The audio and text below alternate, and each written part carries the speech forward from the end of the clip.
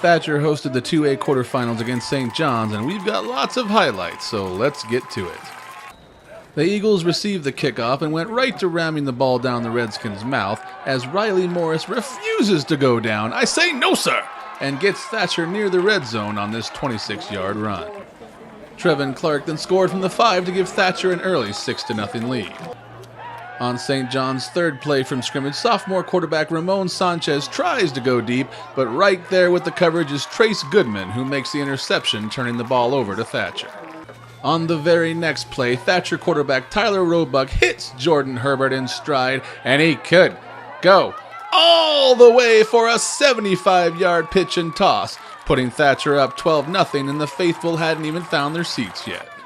After forcing St. John's to a 3-and-out, Thatcher started up its running game, and Bretton Dodge brought it to the 1-yard line, where Brock Jones punched it in to give the Eagles a 20-0 lead after Quentin Turley's 2-point conversion. Still in the first quarter, Shane Cook takes the pitch from Roebuck and heads down the right side and refuses to go down as two Redskins converge and Cook goes 54 yards to pay dirt. The Redskins moved the ball down the field in the second quarter thanks to runs like this one from Joseph Ramsey.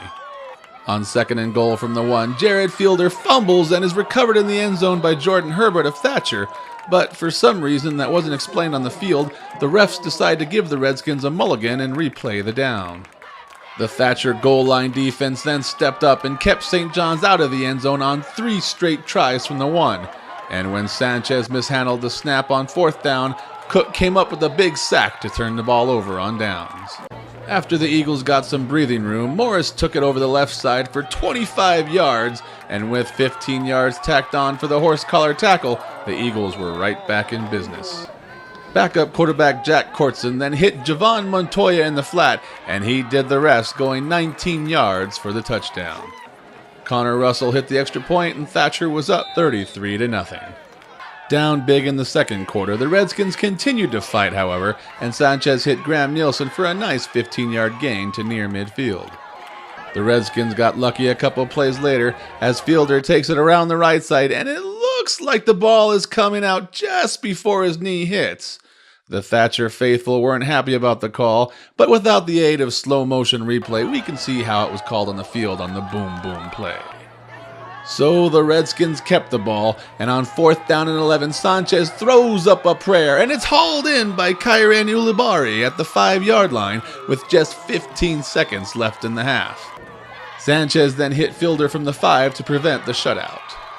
After recovering the onside kick attempt at its own 49 and with just 12 seconds left, if you think Thatcher's going to take a knee and go into halftime, then you don't know Thatcher.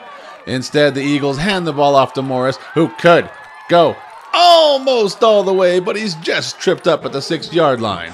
The clock stops for the first down with 1 second left in the half, and Thatcher takes a timeout. The Eagles went right back to Morris, who strolls into the end zone for the score. Russell added the extra point, and Thatcher went into halftime up 40-6.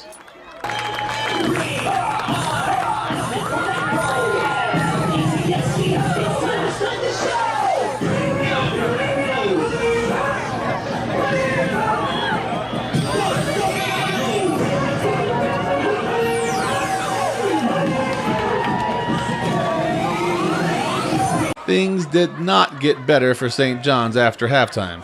On the opening kickoff of the third quarter, Joseph Ramsey was having a good return when Gavin Bryce removed Ramsey from the ball.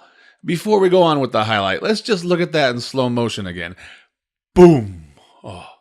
Anyway, Morris picks up the fumble and tosses Tate Skousen aside, and he could go almost all the way, but he's tackled at the 1 by Ethan Jessup. Morris then stretches out on the next play to get the score, and Thatcher gets the running clock going by going up 48-6 on the 2-point conversion by Bretton Dodge. The Redskins began to move the ball in the third quarter until Tyler Roebuck came down with Sanchez's pass for the interception and St. John's second straight turnover of the half. Jack Courtson then came in as quarterback for the Eagles and led the drive, starting with this 48-yard quarterback keeper all the way down to the Redskins' 27-yard line. With Courtson catching his breath, Roebuck was back in and handed off to Brock Jones, who hops and skips his way straight up the gut for the 23-yard touchdown. Russell then hit the extra point to finish the scoring on the night for the Eagles. Ramsey ran in a 12-yard touchdown against the Eagles' reserves in garbage time, and then Thatcher ran out the clock after that. The Eagles now move on to face the undefeated number 2 ranked Phoenix Christian Cougars in the semifinal Saturday, November 18th at Fountain Hills High School starting at 2 p.m.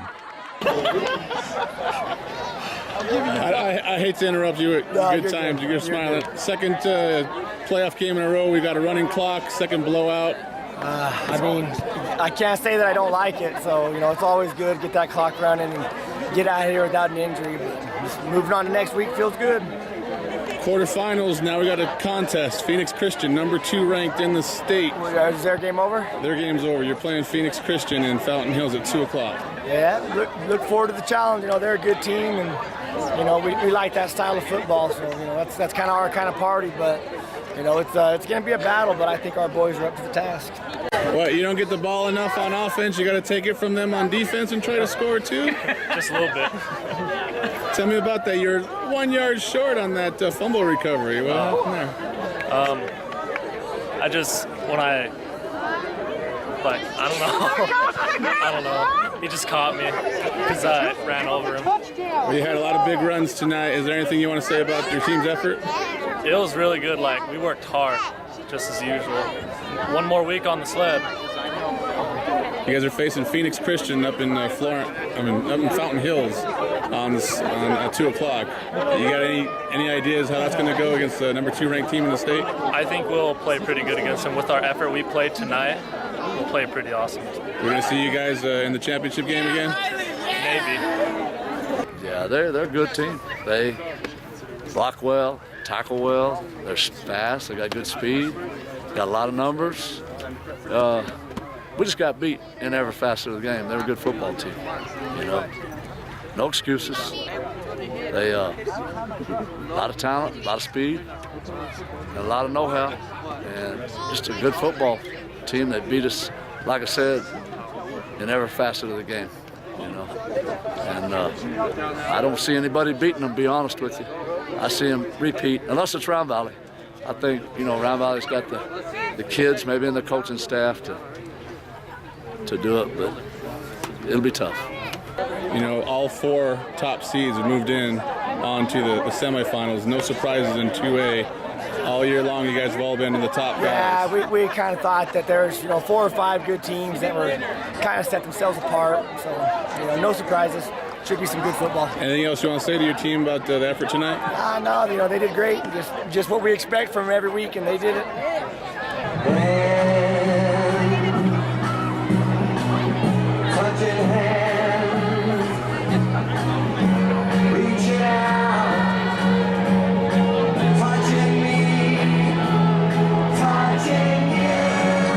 Reporting from Thatcher for Gila Valley Central, I'm John Johnson.